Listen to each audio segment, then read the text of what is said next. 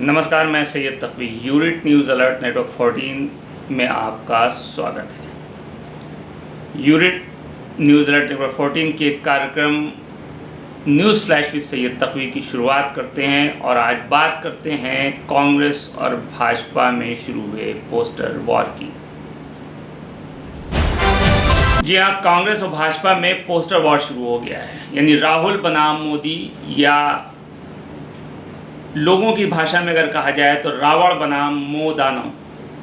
देश की राजनीति में जैसे जैसे चुनाव का रंग चढ़ रहा है, वैसे वैसे देश की पार्टियों के बीच भी जुबानी जंग बढ़ती जा रही है। ख़ास तौर से कांग्रेस और भारतीय जनता पार्टी के बीच सियासी जंग और तीखी हो रही है। देश की ये दो प्रमुख राजनीतिक पार्टियों ने एक दूसरे को नीचा दिखाने के लिए ऐसी कमर कस रखी है, ऐसी होड़ लगा रखी है जिसमें शालीनता और मर्यादा की शायद सीमा पार हो रही है या उसके लिए जगह तंग होती जा रही है। पिछले कुछ दिनों से सोशल मीडिया पर कुछ ऐसा ही पोस्टर युद्ध दिखाई दे रहा है। अभी इस वीडियो में मैं आपको एक्स यानी पूर्व में जिसको ट्विटर कहा जाता था, उस पर जो पोस्टर वॉर छिड़ा हुआ है और कांग्रेस की तरफ से और बीजेपी के मीडिया सेल की तरफ से जो पोस्टर पेश किए जा रहे हैं, वो पोस्टर मैं आपको इस वीडियो के माध्यम से पेश करूंगा, जिसको आप देखें। मेरा मकसद न तो किसी का सपोर्ट करना है और न तो किसी की आलोचना करना है, लेकिन जो भी हो रहा है वो कहीं ना कहीं देश के बाहर हमारे देश की एक तस्वीर को प्रस्तुत कर रहा है। इसलिए इस पर अपने विचार रखना बहुत ज़रूरी है, क्योंकि इससे भारत देश की छवि बाहर दूसरे देशों में ख़राब हो रही है। दोस्तों, अगर देखिए आप तो भारतीय जनता पार्टी और कांग्रेस के बीच में पोस्टर वॉर जो शुरू हुआ वो कल भी चलता रहा और आज भी चलता रहा। यानी 5 अक्टूबर को भारतीय जनता पार्टी ने कांग्रेस नेता राहुल गांधी को एक पोस्टर में नए ज़माने का रावण बताया था, और इसके जवाब में कांग्रेस पार्टी ने भी कई पोस्टर जारी कर दिए, जिसमें देश के प्रधानमंत्री नरेंद्र मोदी को सबसे बड़ा झूठा और जुमला बॉय कह करके बताया गया है। यानी एक तरफ भारतीय जनता पार्टी राहुल गांधी को रावण बता रही हुई, दूसरी तरफ कांग्रेस पार्टी मोदी को जुमला बॉय बता रही है। सवाल ये है कि आखिर ऐसी स्थिति और ऐसी परिस्थिति क्यों पैदा हुई जहां पे देश की दो बड़ी पार्टियां वरिष्ठ नेताओं पर एक दूसरे पर इल्ज़ाम लगाती हुई, एक दूसरे को नया टाइटल देती हुई एक दूसरे के खिलाफ पोस्टर क्यों प्रदर्शित करी। कांग्रेस के एक पोस्टर में पीएम मोदी को उद्योगपति गौतम अडानी की कठपुतली के रूप में दिखाया गया। सोशल मीडिया वेबसाइट एक्स यानी पूर्व में ट्विटर पर कांग्रेस ने एक फोटो पोस्ट करते हुए लिखा कि इनकी डोर उसके हाथ में है। कांग्रेस द्वारा जारी किए गए पोस्टर को लेकर भारतीय जनता पार्टी ने भी जवाब दिया। उसने भी एक पोस्टर जारी करके राहुल गांधी को कठपुतली बता दिया, और भारतीय जनता पार्टी ने लिखा कि विदेशी ताकतों के हाथ की कठपुतली। कौन किसके हाथ की कठपुतली, ये तो जनता बताएगी। लेकिन भारतीय जनता पार्टी ने कांग्रेस पर देश विरोधी होने का भी आरोप लगाया और साथ ही साथ इस पूरे मसले को न्यूज़ क्लिक के मामले से जोड़ दिया और लिखा कि ये देश विरोधी कनेक्शन है।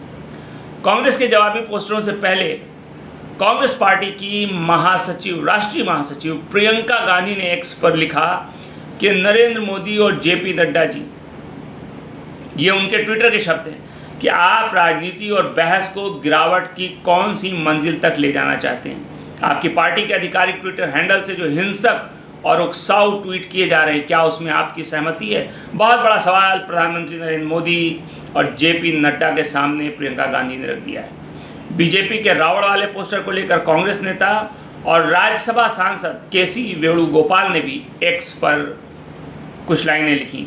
उन्होंने लिखा कि बीजेपी द्वारा राहुल गांधी की तुलना रावण से करने वाले शर्मनाक ग्राफिक की निंदा करने के लिए कोई शब्द पर्याप्त नहीं है।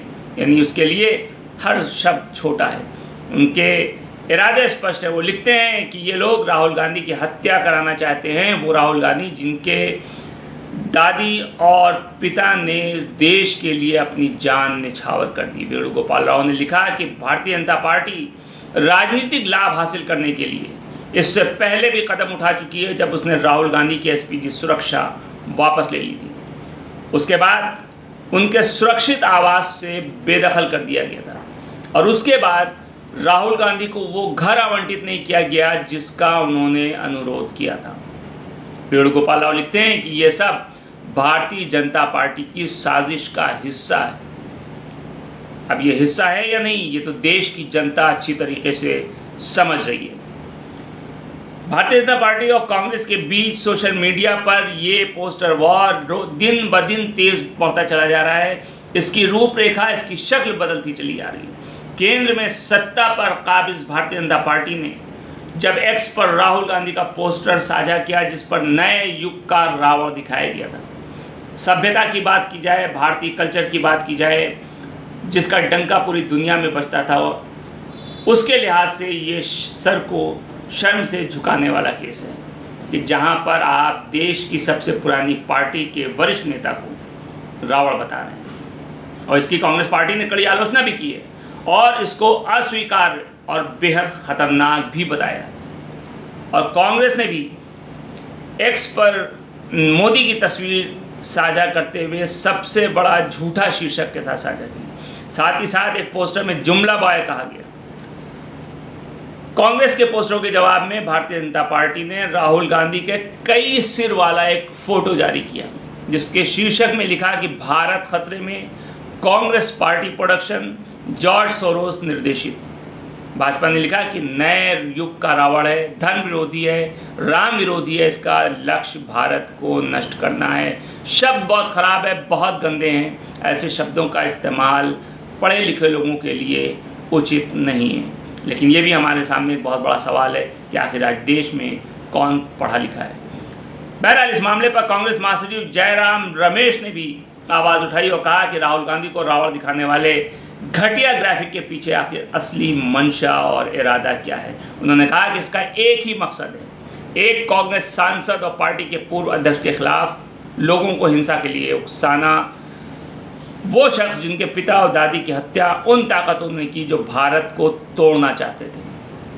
कांग्रेस ने प्रधानमंत्री पर हमला करते हुए एक कदम आगे बढ़ते हुए भारतीय युवा कांग्रेस अध्यक्ष श्रीनिवास ने एक्स पर प्रधानमंत्री मोदी को मोह दानव दिखाते हुए पोस्टर जारी किया और इस पर शीर्षक था कि हिंदुस्तान खतरे में है, मोह दानव, भ्रष्ट जुमलेबाज पार्टी प्रोडक्शन, परम मित्र अदानी निर्देशित। श्रीनिवास ने यह भी लिखा कि ये नए युग का मोह दानव है, ये दुष्ट है, लोकतंत्र विरोधी है, संविधान विरोधी है, जनता विरोधी है, मानवता विरोधी है। इसका एकमात्र लक्ष्य भारत और इंडिया के विचार को नष्ट करना है। इन वाक्यों को, इन सेंटेंसेस को सुनने के बाद आप भी आसानी से अंदाज़ा लगा सकते हैं कि इनकी भाषा किस स्तर की है। क्या ये मर्यादा के क्षेत्र में रह करके राजनीति कर रहे हैं या मर्यादा की जो लाइन है उसको लांघ चुके हैं। बहरहाल इसका नतीजा क्या होगा ये बहुत जल्द आने वाले 2024 के इलेक्शन में पता चलेगा कि आखिर जनता क्या चाहती है। देखते रहिए यूनिट न्यूज़ अलर्ट नेटवर्क 14। मिलते हैं नेक्स्ट एपिसोड में नए विषय के साथ। तब तक के लिए नमस्कार।